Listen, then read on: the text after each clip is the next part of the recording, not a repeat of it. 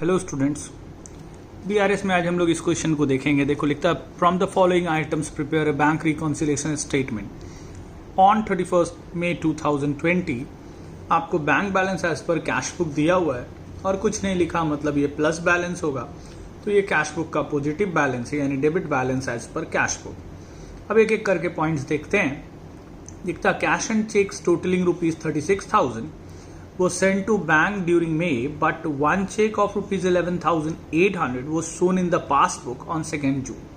लिखता 36,000 का चेक हम लोग बैंक में जमा किए, जिसमें 11,800 रुपया वाला जो चेक था वो जून में जमा हुआ। इसका मतलब वो मई में जमा नहीं हुआ। तो 11,800 रुपया से कैश बुक प्लस और पासबुक माइनस। नेक्स्ट पढ़ो। As per instructions, bankers have directly collected 4,100 from a customer, but there is no mention of it in cash book. हमारा जो बैंक है वो हमारे कस्टमर से डायरेक्टली 4,100 रुपीज कलेक्ट कर लिया, लेकिन ये हमारे कैश बुक में मेंशन नहीं हुआ, यानी रिकॉर्ड नहीं हुआ। तो पासबुक तो बढ़ गया लेकिन कैश बुक घटा रह गया।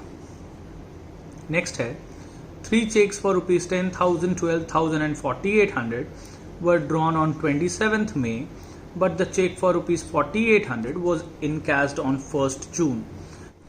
लिखता 3 चेक हम लोग ड्रॉ किए यानी इशू किए, जिसमें से 4,800 वाला जून में प्रेजेंट हुआ। इसका मतलब वो मई में प्रेजेंट नहीं हुआ। तो 4,800 से कैश बुक माइनस और पासबुक प्लस। उसके बाद नेक्स्ट देखो, ऑन 31st में bankers had debited ₹45 as bank charges but had intimated it on 3rd June। यानी बैंक हमारे अकाउंट से चार्जेस काट लिया 45, लेकिन हमको सूचना जून में मिला।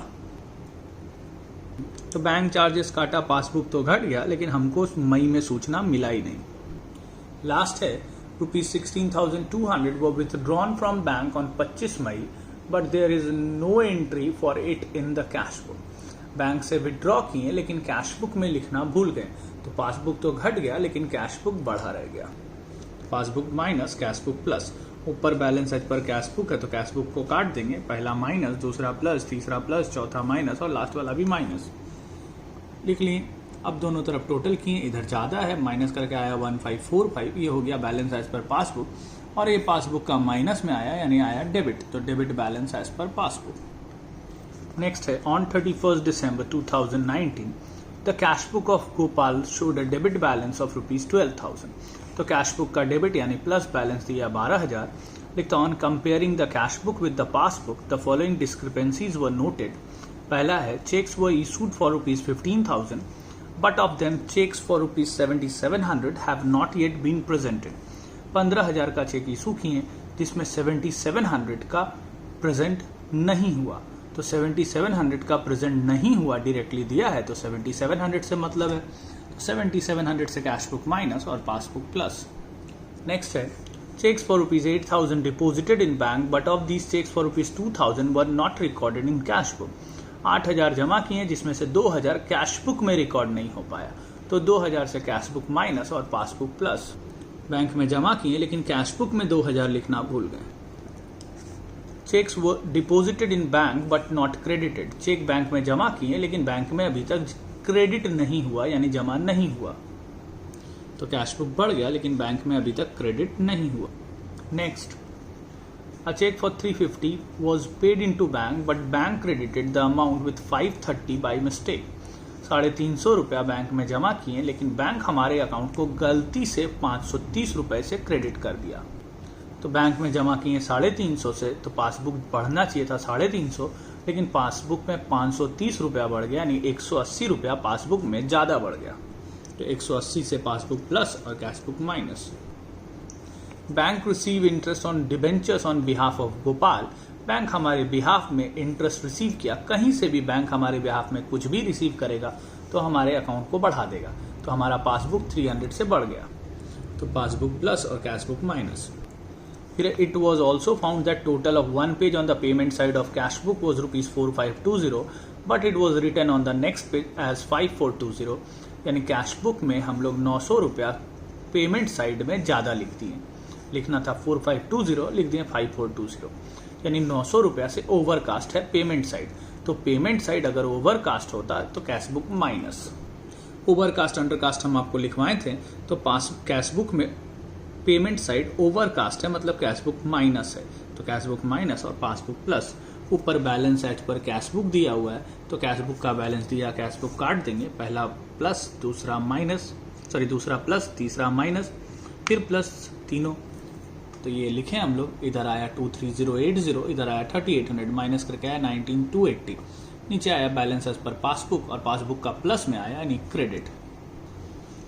देखा जाए next, following information has been given by Rajendra, prepare a bank reconciliation statement on 31st December 2016 showing balance as per cash book. Debit balance shown by the passbook दिया 17,800, यानी पासबुक का नेगेटिव बैलेंस है। पासबुक में debit मतलब overdraft, तो ये negative है, minus में लिखेंगे। फिर एक एक करके देखो, cheques of ₹21,600 were issued in the last week of December, but of these 14,800 only were presented for payment. तो 21,600 में 14,800 का ही प्रेजेंट हो पाया, इसका मतलब 6,800 से प्रेजेंट नहीं हो पाया।